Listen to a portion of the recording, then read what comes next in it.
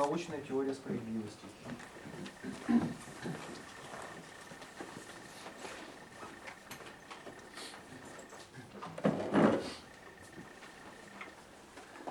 Так, у меня, короче, название доклада придумалось примерно за 30 секунд. Главное, чтобы короткое и хлесткое. Как возможно научная теория справедливости? Ну, в общем, это, наверное, связано с тем, что чем я обычно занимаюсь, это вынесение каких-то моральных суждений, которые облекаю в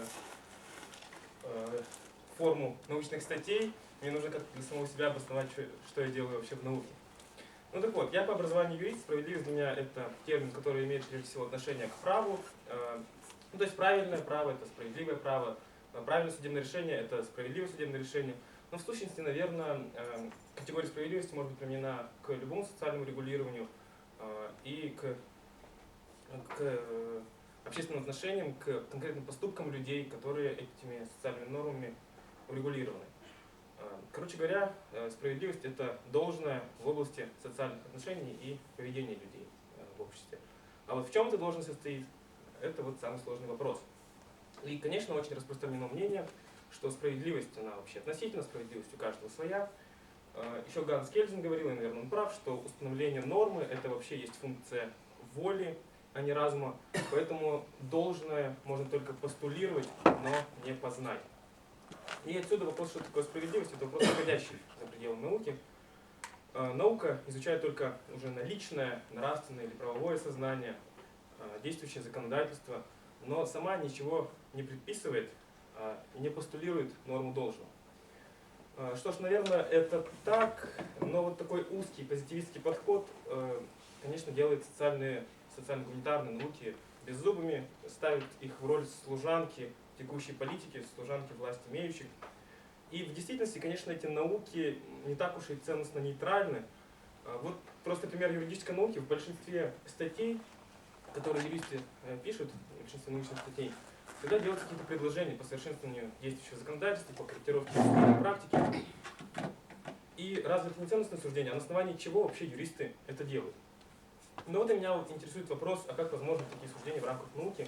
И первое, что здесь мне приходит на ум, это вот понятие научного этоса, то есть суждения ученых, они должны, наверное, как-то отличаться от суждений, которые выносятся у нас на кухне за рюмкой чая.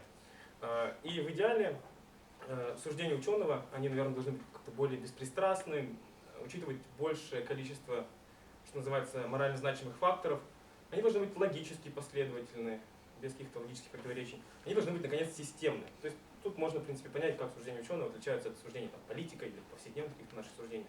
Я думаю, что если юрист предлагает в научной статье какие-то изменения действующего законодательства и не обосновывает или хотя бы не называет, не эксплицирует эту систему ценностей, которую он отсылает, то, наверное, у него его суждения не так далеки от кухонных разговоров, потому что он сказал, что вот я так хочу, и что. Но как тогда возможна эта система ценностей в рамках такого постмодернистского релятивизма? И тут я хотел бы обратить внимание на, во-первых, на ряд международных документов, которые подписаны практически всеми странами. Помимо устава ООН, это Международный пакт о гражданских и политических правах, Международный пакт об экономических, социальных и культурных правах. То есть практически, да можно сказать, все уже страны мира подписали, там исключения очень редкие. То есть в мире существует какой-то действительно стабильный консенсус относительно прав человека. И даже если долженствование вообще это функция воли, а не разума, то у нас налицо есть какая-то, хотя бы исторически изменчивая, конечно, но объективная, такая всемирная, в данный момент наличная воля. И, соответственно, систему ценностей, на мой взгляд, целесообразно разворачивать из прав человека. Здесь небольшая ремарка, я вообще свою точку зрения рассматриваю как продолжение естественно-правового подхода. Классическая доктрина естественного права, она вообще исходила из того, что существует какой-то идеальный свод законов, применимый для всех стран и времен, и нам нужно только открыть этот идеальный кодекс в природе. И сделать это можно с помощью разума, потому что сама природа предполагается разумной и познаваемой. Но в таком виде естественное право было отвергнуто уже с начала XIX века. А вот в конце XIX века появилось так называемое возрожденное естественное право. И здесь основной идеей было то, что мы не должны искать этот идеальный кодекс, идеальный свод законов, якобы заложенный в самой природе. А мы должны найти только одну формальную, регулятивную идею, с помощью которой можно было бы человеческие законы оценивать. И если эту идею формальную, регулятивную применять к различным обстоятельствам места, времени, то в конкретных обстоятельствах справедливым могут быть разные законы, разные судебные решения, то есть какого-то единого системы права, подходящей для всех, не существует. И поэтому возрожденное естественное право еще называют естественным правом с изменяющимся содержанием. И действительно, когда мы выносим какие-то оценочные суждения, мы всегда апеллируем к какой-то абсолютной ценности, либо мы апеллируем к ценности, которая вводится из другой ценности, из третьей, в конце концов мы все равно приходим к какой-то ценности, которую мы считаем абсолютной. Потому что в противном случае наши моральные суждения, они просто теряют всякий смысл, они становятся набором слов, потому что мы сами не верим в то, что говорим. И сегодня, тем не менее, мы должны еще признать тот факт, что сама эта высшая ценность, она тоже может быть только постулирована, а не обоснована. И в этом смысле она, наверное, тоже отчасти произвольна, а не абсолютно. Поэтому вот права человека я рассматриваю как высшую ценность не потому, что могу объективно эту ценность обосновать, не потому, что это какой-то моральный абсолют, а потому что вот на данном историческом этапе права человека, наверное, считаются такой моральной ценностью. Поэтому, в отличие от сторонников возрожденного естественного права, которые вот писали свои основные труды в начале 20 века, ко мне с 19-го, начала 20-го, я уже не абсолютизирую высший идеал и считаю его исторически изменчивым. Но все-таки его нужно постулировать в инструментальных, так сказать, целях, для того, чтобы можно было вывести из него всю систему ценностей, применимых уже к современной действительности, там, законам, судебным решениям и так далее. То есть, еще раз, почему права человека? Потому что в отношении них просто меньше всего разногласий. И чем больше людей придерживается какой-то высшей ценности, тем просто более востребована, более актуальна, наверное, будет та система долженствования, которую мы выстраиваем. И если мы обратимся к России, то она в этом случае тоже не исключение. Она ратифицировала эти международные пакты. У нас во главе второй Конституции тоже права человека заложены как основа всего нашего правопорядка. Поэтому и для России тоже можем эту логику применить. Короче говоря, наука не постулирует высшую ценность, но она может использовать уже в сущности постулированную международным сообществом ценность и как-то развернуть ее. И с этой точки зрения критиковать действующее законодательство, пути его совершенствования предлагать какие-то. А поскольку нам важна последовательность и непротиворечивость в моральных суждениях, вот постольку мы и начинаем со своего рода основной нормы, то есть какой-то высшей ценности, и дальше уже спускаемся вниз к конкретным отношениям общественным, конкретным спорам, ситуациям. Дальше. Вот если бы мы рассматривали только юридическую систему, то права человека можно было рассматривать как ее вершину, из которой потом вводится, которые закрепляются в конституциях, из которых потом вводятся внутригосударственные правопорядки. Но мы ищем идеал должного, то есть мы должны выстроить не систему норм права, а систему ценностей. И в этом смысле мы тогда должны понять, какая ценность лежит в основе прав человека и позволяет нам приходить к консенсусу в этой области. И вот тут загвоздка, потому что далеко не все ученые вообще считают, что права человека могут быть как-то обоснованы. Одни говорят, что права человека это просто они самоочевидны, они не требуют обоснования. Другие говорят, что в зависимости от конкретной культуры мы можем предложить разные обоснования одних и тех же прав человека. И получается такой прикрывающий консенсус, то есть обоснования разные, но сходимся на одних и тех же правах человека, и тогда какой-то общей ценности, может быть, там и нет. Третьи ученые, они вообще видят в правах человека какую-то просто текущую установку политических сил. Но вот мне кажется, что ближе к истине был Рональд Дворкин, который обратил внимание, что одним из обоснований прав человека может служить идея равной заботы и уважения. И вот эту идею он сформулировал следующим образом, небольшая цитата. Правительство должно относиться к своим подданным, во-первых, с заботой, то есть должно видеть в них людей, подверженных страданиям и разочарованиям, а во-вторых, с уважением. То есть должно видеть в них людей, наделенных способностью составлять разумные представления о том, как им следует жить и действовать согласно этим представлениям. Правительство должно относиться к людям не просто с заботой и уважением, но с равной для всех заботой и уважением. Ну и далее по тексту, не буду говорить полную цитату. Короче говоря, причины, по которым мы сходимся в ценности прав человека, это на самом деле принцип равной заботы и уважения. И вот, на мой взгляд, научная теория справедливости может выглядеть как последовательное приложение этого принципа к различным сферам общественной жизни. И в этом смысле мы можем различать общую теорию справедливости и частные, различные частные теории справедливости.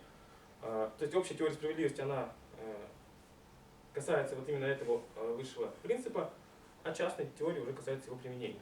Вот пробежимся просто по нескольким видам этих частных справедливостей, чтобы понять, как это может быть приложено к конкретным ситуациям. Ну, вот, например, возьмем политическую справедливость, то, что касается государственного устройства, справедливого государственного устройства.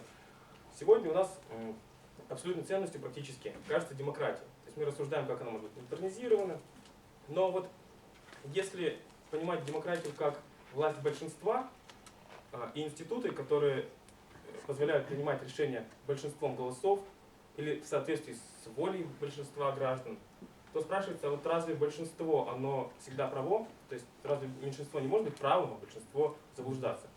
Поэтому очевидно, что демократия не обладает ценностью сама по себе. Она может рассматриваться как многократно апробированное, испытанное, может быть, надежное средство. Ну, не для всех, но так, в общем, для большинства, может быть, людей, для какой-то более высшей цели. И цель демократических институтов совсем не в том, чтобы приблизить решение власти к общественному мнению, которое аморфно, изменчиво. Цель их гарантировать справедливость. А справедливость, соответственно, как мы уже выше пояснили, в равной заботе и уважении. С этой точки зрения можно рассматривать эффективность тех или иных демократических институтов. Или вот возьмем воздающую справедливость, та, которая касается справедливого наказания. Здесь уже ученые пишут про теорию справедливого наказания. Идея наказания – это в этом контексте восстановление справедливого правопорядка, то есть такого правопорядка, который основан на равной заботе и уважении. И с этой точки зрения решается проблема цели наказания. В этой области тоже существует множество дискуссий. Одни говорят, что цель наказания – это кара, воздаяние, возмездие. Ну вот Кант говорил, что даже если общество перестанет существовать, преступник все равно должен быть наказан. А вторые говорят, что цель наказания – это предотвращение новых преступлений, это исправление преступника, это заглаживание вреда. То есть такие более утилитаристские цели наказания. И правы, конечно, вторые, потому что наказание, если оно не имеет какую-то пользу, оно вообще бессмысленно. Наказание ради наказания – это какая-то другая система ценностей, которая не основывается на правах человека. И если мы возьмем просто уголовный кодекс любой современной страны, ну я больше-то, конечно, ориентируюсь на европейские, потому что они более доступны. И наш российский уголовный кодекс можно взять. Там, в общем-то, идея-то проводится такая, что не всякое преступление наказуемо. Есть обстоятельства, освобождающие от уголовной ответственности, обстоятельства, исключающие уголовную ответственность. Человек может формально совершить преступление, но ни о какой уголовной ответственности вообще речи не идет. Наказание ради наказания, как это хотел Кант, то есть оно вообще не принимается современным правопорядком. Ну или, допустим, возьмем справедливость международного правопорядка. Вот современные принципы международного права, зафиксированные в Уставе, в других документах, они, с одной стороны, говорят о территориальной целостности, о суверенитете, суверенном равенстве государств, так в принципе звучит, но при этом подчеркивают относительность ценности суверенитета и конкретных государственных границ, которые всегда являются продуктом каких-то случайных обстоятельств, которые были в прошлом. Допустимость гуманитарных интервенций по мандату Совбеза ООН, она как раз показывает, что в основе международного правопорядка лежит не ценность государства как такового, а нечто большее, чему государство должно служить. В противном случае оно может быть принуждено к этому. И теория справедливой войны, опять же, если посмотреть современных авторов, она тоже исходит из того, что нужно защищать справедливые правопорядки, основанные на правах человека, а не любые правопорядки вообще. Ну, тут можно разные сферы брать, которым эта идея равной заботы и уважения может быть приложена. Я просто последний пример приведу. Это справедливость обмена, как у философов называется. Ну, для юристов больше договорная справедливость подходит термин. То есть область такого частного права. Здесь принцип равной заботы и уважения, как мне кажется, выражается в попытке защитить так называемую слабую сторону договора, как это у цивилистов обычно называется, которая в данных конкретных обстоятельствах не способна проявить себя как полноценный моральный агент, что связано либо с пороком воли, либо с какими-то другими подобными факторами. То есть происходит, по сути, неравное отношение к сторонам договора, как попытка достичь равного учета их интересов, там, где слабая сторона договора свои интересы преследовать по каким-то причинам не может. И отсюда, по сути, все правила, которые у нас в Гражданском кодексе содержатся, они действительности сделок, ограничение свободы договора. Ну вот, пример договорной справедливости, наверное, последний, который я приведу. Пример того, как эта общая идея может преломляться в частных случаях.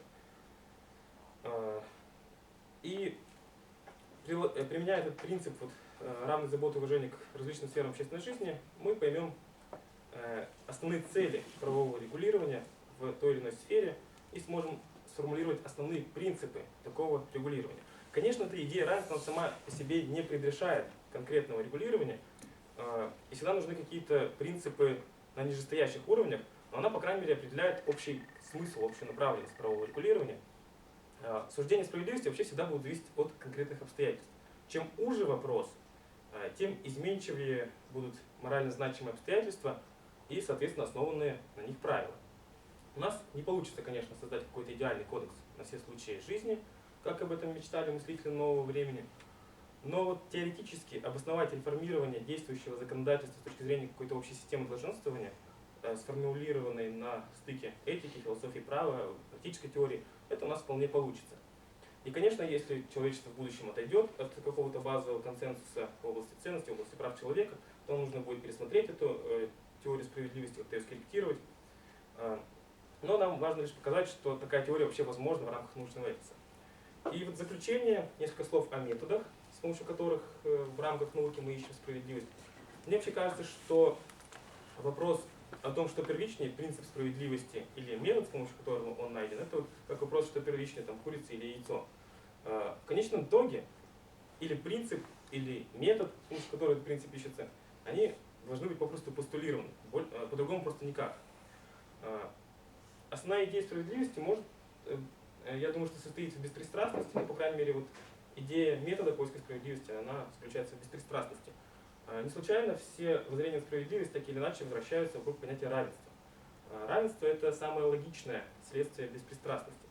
И отсюда уже вытекает кантовская методика проверки на всеобщность, или роллзовское исходное положение, или хабермасовские правила дискурса. Мне кажется, что это все способы обеспечить беспристрастность, и по сути вот эти авторы, они всегда к этому отсылают. При всем несовершенстве золотое правило морали. Не делай другим то, чего не желаешь себе. Это тоже определенная отсылка к беспристрастности. Допустим, когда Хабермас критикует это золотое правило, говорит, что с точки зрения своей этики дискурса, он по сути имеет в виду, что там будет пристрастное суждение, а вот здесь действительно беспристрастное. Но вот какие бы мы ни использовали конструкции, которые нам предлагают Кант, Роллс, Хабермас, какие-то другие авторы, есть какая-то общая идея беспристрастности в этом. И есть еще один момент, на чем все суждения справедливости сходятся. Это вот то, что Роллс назвал методом рефлексивного равновесия. То есть речь идет о том, что у каждого из нас есть какие-то моральные интуиции. В ходе анализа различных жизненных ситуаций и аргументов мы, с одной стороны, уточняем свои первоначальные интуиции о справедливости, и даже можем принять ту позицию, которая нам раньше казалась непривлекательной, или наоборот убедить других своих собеседников в своей позиции. А с другой стороны, мы подгоняем под уже взвешенные моральные интуиции формулируемые нами непротиворечивые принципы справедливости. Короче говоря, теория справедливости всегда анализ аргументов, примеров, ситуаций и, конечно, своих собственных моральных чувств, а также приведение этих чувств в какую-то непротиворечивую систему принципов. То есть это всегда работа с нашими моральными интуициями, и я думаю, что метод рефлексивного равновесия это то, что всегда тоже используется. Ну и, наконец, завершая уже свой доклад, я бы хотел вспомнить известную фразу Людвига Витгенштейна, в которой он завершает свой логико-философский трактат, так, по-моему, называется, да? О чем невозможно говорить, о том следует молчать. Вот я с ней не согласен. Человек — это вообще моральное существо. Без суждения о должном человек вообще не мыслим, в принципе. И также человек — существо социальное. И без общества тоже он не мыслим. Довольно сложно вообще представить себе человека вне общества и не выносящего никаких моральных суждений. И отсюда от вопросов о должном социальном регулировании нам вообще никак не избавиться. Ну а если так, то можно перефразировать Витгенштейна: о чем невозможно молчать, о том следует говорить. И я думаю, что в рамках науки тоже. Спасибо за внимание. Спасибо. Вопросы к докладчику? Да, давайте. Вот вы знаете, у нас дисциплина философия права на семинарах выстроена очень интересным образом. Мы сделали ряд сюжетов, в основном по художественным фильмам различных, такие сжатые, а потом ставим определенные проблемы. И вот у нас там есть один такой сюжет, американский кинофильм «Джадж.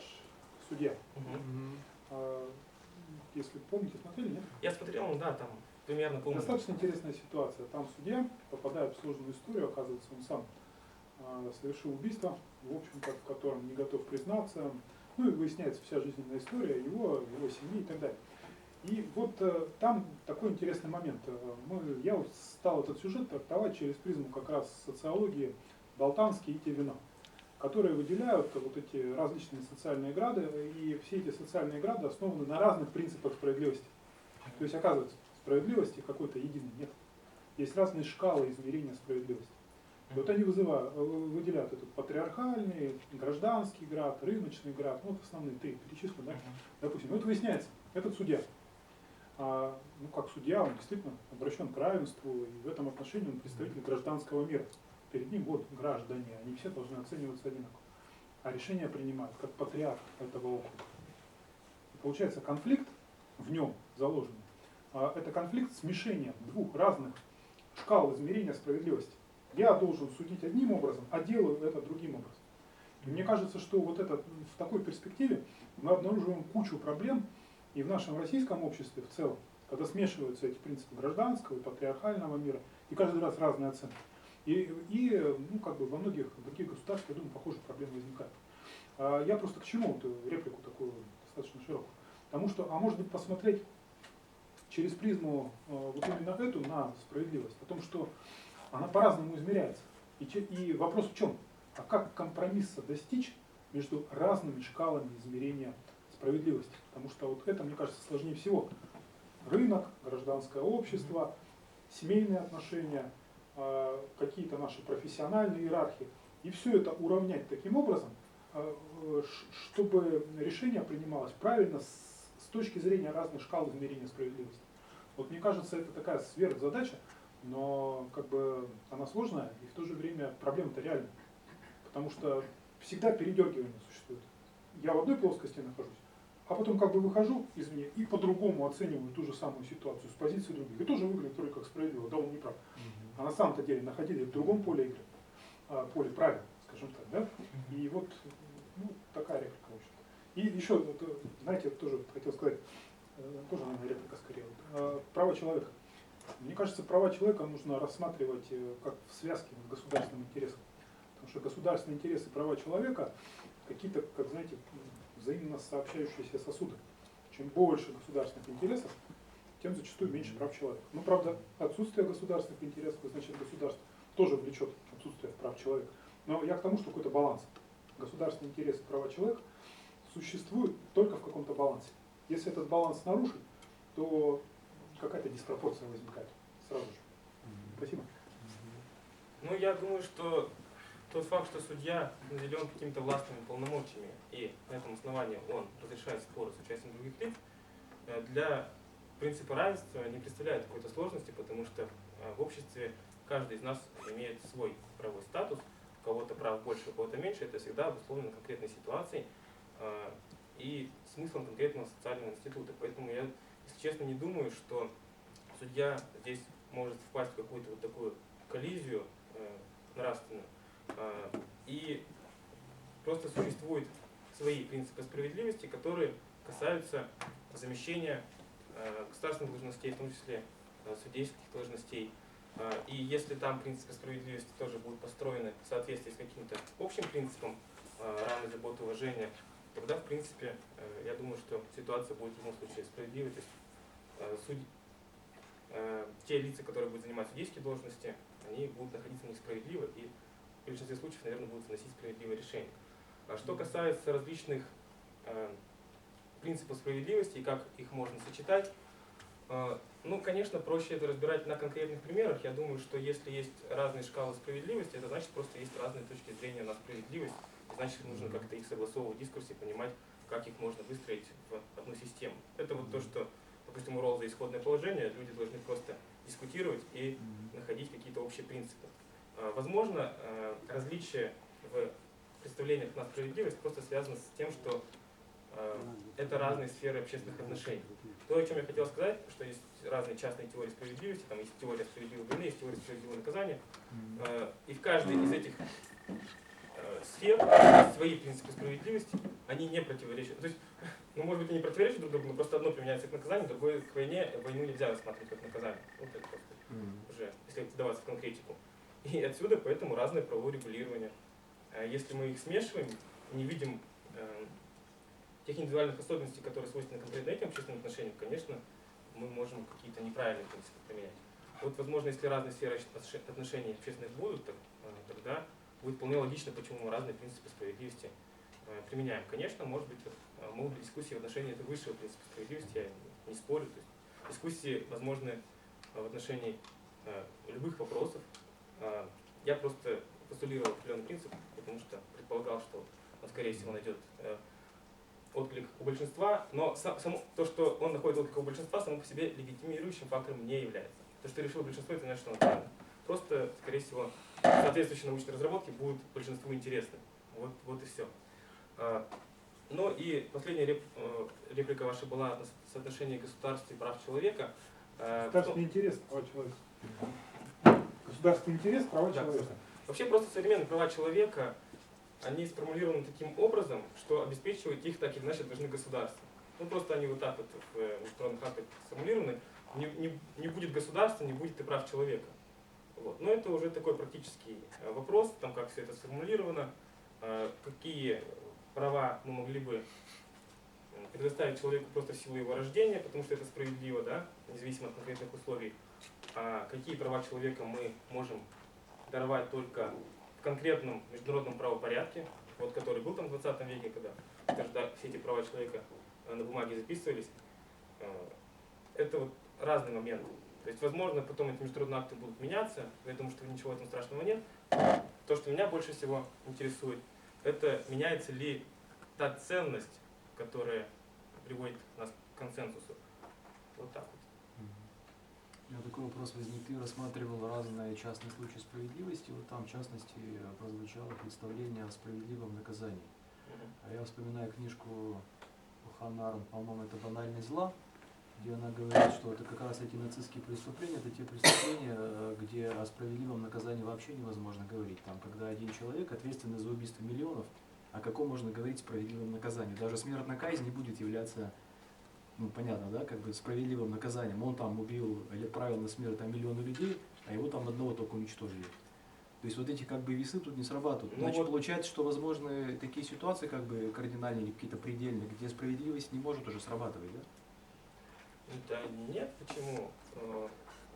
Я думаю, что вы как раз, наоборот, рассуждаете с позиции наказания как кары, что человек совершил что-то очень плохое, и нужно очень сильно его наказать. Так, а что Вообще является нет тогда такой справедливым корреляции. наказанием? Нет. То есть почему у нас за тяжкие преступления предусмотрено более строгое наказание? Да. Не потому что мы хотим плохо сделать человеку, да? А потому что у нас цель наказания, по-моему, даже в Уголовном кодексе прям написано, общая частная превенция. Мы хотим предотвратить совершение других преступлений, как этим человеком, так и другими людьми, которые будут бояться наказания.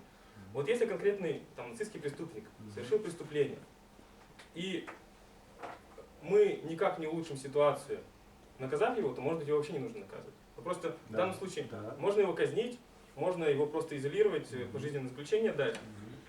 Это уже там свои нюансы, про смертную казнь можно долго говорить. Ну да, это отдельная тема, да. Но идея в том, что важно не то, что он совершил, а то, что как сделать так, чтобы больше этого не происходило.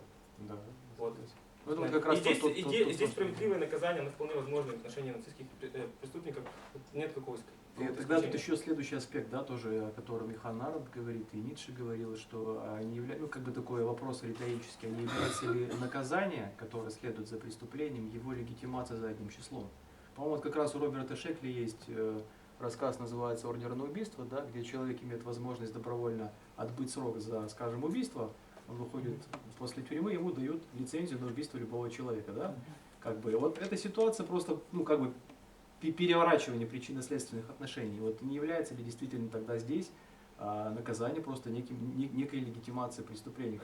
Как говорит, в смысле, что то, что он может дальше совершить, если он согласен быть наказанием, то он как бы отбывает наказание, и он выходит, и совесть его чиста. Да? Да, он получает как бы право задним числом получает право на убийство. Не, ну право он не имел никогда, и сейчас не имеет. Да.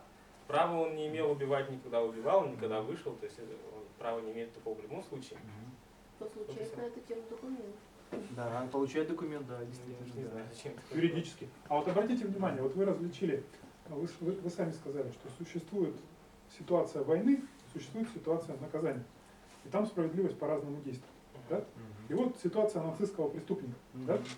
А как его наказывать? Да. По справедливости наказания или по справедливости войны? По каким Смотрите, принципам? Ведь они же сразу смешиваются. Ага. Ну, здесь речь уже идет, наверное, о наказании за военные преступления. Это, как правило, все это уже происходит, когда война завершена. И тогда возникает- Дезертир на войне, вот во время войны. Вот здесь и сейчас нужно, война еще не завершена. Например, тоже ситуация, да? А вот как его? По правилам войны или по правилам наказания? Ну, теория справедливой войны, она больше касается, ну, даже, наверное, не дезертиров, она касается, во-первых, справедливых оснований для развязывания войны, то есть там самообороны, гуманитарная интервенция, и справедливых способов ведения войны, там, когда речь идет о военной необходимости, или соразмерности каких-то военных операций, действий с причинением ущерба или получением. Вот, то есть, когда говорится о наказании конкретного человека, там, дезертира, это уже, наверное, больше вопрос именно уголовного права, скорее. Ну их зачастую расстреливали сразу на месте, а уголовное право может это не подразумевать. То есть по правилам войны с ним поступают, так? Ну, То есть тоже вообще- смешение разных порядков, оно все время происходит. Ну вот то, кстати, нет, тут нет, тоже. почему? Особые обстоятельства, ну, я не знаю, насколько там будет справедливый расстрел, но тут Разные можно режимы углубиться в по-разному. проблему именно процессуальной уже справедливости, просто про которую я не сказал. Там у юристов обычно идет спор о роли истины в судебном процессе, то есть устанавливает ли суд истину. Вот просто если говорить об истине как о относительной категории, которая все равно должна служить какому-то высшему благу, я думаю, что в данной ситуации просто вот в ситуации военных действий ценность истины просто имеет, может быть, чуть-чуть меньшее значение, чем в ситуации мира, и поэтому там по-другому немножко происходит уголовный процесс. Если мы знаем конечную цель, для чего этот уголовный процесс нужен, то я думаю, что мы можем регулировать разные ситуации привлечения к уголовной ответственности. А вот заградотряд, это же превентивное наказание какое-то. Он еще даже с поля боя не убежал, только повернул. Ну, его А его расстреляли. уже повернул, значит. Ну, Просто видимо, ситуации разные и как-то решаются по-разному. Да? Сложно. ну, мы, видите, уходим уже в ситуации, конкретных ситуаций, которые, конечно. чтобы их разрешить, там просто идет взвешивание тоже наших моральных интуиций, это все происходит одними и теми же методами. Вот. Ну, а в целом, если сравнивать войну и наказание, я думаю, что если мы говорим о каких-то внутригосударственных институтах, то войну проще сравнить с институтом необходимой обороны, который тоже в уголовном праве есть. Когда человек обороняется, он не наказывает преступника, обороняясь. То есть вот тут немножко неправильно будет корреляция. Лучше войну-то с необходимой обороной сравнивать, чем с наказанием. Сейчас как раз вот эта вот оборонительная война рассматривается И у нас, да. как средство как раз. У нас только оборонительная война-то, по идее, практически это и разрешена. Вот вооруженные Нет, писали... ну, я говорю о чем, Вы что... обратите внимание, что во всех странах министерства военные превратились в Да, министерство да, обороны. обороны, вот именно, да. Ну, логично, хотя есть гуманитарные интервенции, которые... Ну вот, как раз я хотел про это и Никто не спросить. нападает, да, а да. министерство Значит, обороны. следующая стадия будет и министерство гуманитарное. Гуманитарная оборона. Ну как, международное гуманитарное право, он так и называется, хотя там люди воюют, он называется это гуманитарным правом. Вот как-то так. Нет, а между прочим, Ван Кревельду классическая война вообще канула в лету, ее больше нет. Да. Теперь только иррегулярные войны существуют, которые вообще без правил. Ну вот да, там много уже сложностей возникает, как традиционный принцип справедливой войны там применить, и как вообще разграничить государство, как субъект войны, и там частные военные компании, и террористические группы. И я думаю, что, кстати говоря, мне кажется, что там все упирается в вопрос о том, чем вообще государство отличается от банды преступников, то есть то, что с средних веков люди задавались. Вот когда мы различим это, что вот это государство, да, а это банда преступников, то сразу будет понятно, что это банда преступников, это сфера уголовного права, а это государство, это сфера теории справедливой войны. Вот так вот. А что там, как Нет, там? то есть я понимаю так, вопрос опять-таки исправления имен и именования пойдет. Да. Это как бы вопрос. Не, ну может быть какие-то другие есть Юридические решения этой проблемы, я просто так вижу, я там подробно не занимался. Вот. Я согласен с Николаем Александровичем в том, что заниматься проблемой справедливости, в том числе в праве, это такая тяжелая, мутная вещь, вот, что всегда найдутся контраргументы и слева, и справа, и сверху, и снизу. Пожалуйста, Владимир. Да, У меня не помню. такой вопрос, частично вы отвечали, мне интересует, как найти вот это меру справедливого наказания, вообще кто должен принимать консенсус, потому что если опять вернуться к теме концлагерей, Там тот же Амири писал, что давайте обществу не будем давать определять, как вот справедливо наказывать этих преступников, да, нацистов. Вот я как жертва могу это определить, потому что у меня есть этот опыт, и он призвал как раз к ресентименту, то есть мне ни в коем случае не прощать, но он как жертва должен определить сам порядок наказания. Вот насколько приемлема вот такая позиция с позиции жертвы именно, не с позиции общественного консенсуса, общественного договора, там, не знаю, социальных каких-то структур, которые вырабатывают процедуру наказания. Вот, какие подходы здесь возможны, если вообще они? Ну, я думаю, что у нас есть определенные цели наказания, которые, в принципе, у нас в Уголовном кодексе зафиксированы. И если мы рассматриваем теорию справедливого наказания, мы можем как-то свою позицию относительно этих целей наказания высказать, предложить какие-то другие цели. То есть, но тем не менее, вот есть цели наказания, и наказание должно соответствовать этим целям. А вот кто именно там в конечном итоге должен принимать решение, это вопрос другой. То есть это может быть какой-то специальный институт, там жертвы, еще что-то. Но тем не менее, в конечном итоге наказание должно быть справедливым, то есть соответствовать цели наказания. А кто именно в конечном итоге принимает решение, я думаю, что это уже вопрос такой второстепенный, потому что он от конкретных обстоятельств зависит. Вот. Ну а что касается вот с позиции жертвы, ну то есть тут главное, мне кажется, чтобы не было именно возврата в кровную месть. Но там речь именно Так о вот именно месте. это и есть. Да, Талион, Талион, чисто принцип Талион. Талион. Я, по крайней мере, рассматриваю вот этот принцип Талиона, кровную месть в частности, как просто такую, скажем, первобытную интуицию равенства, кстати говоря, да, которая, ну, просто для тех времен это было очевидно, так скажем. Но даже если мы проанализируем какие-то древние кодексы, законы Хаммурапи, законы Ману, там, закон 12 таблиц, мы не увидим последовательного воплощения этого принципа в законодательстве нигде. То есть всегда, где даже есть возможность провести ну, последовательно принцип Талиона, никогда не было такого даже в древности. То есть это просто какая-то первая интуиция, которая нам приходит на ум, но если мы начнем ее взвешивать, обдумывать, мы поймем, что это зачастую бывает далеко от справедливости. Вот так. Ну, как и другие интуиции тоже. Так, еще вопросы? Мысль тоже развивается, в общем-то. Да, вот вопрос. Тоже вопрос, Николай Иванович, скажите, вот если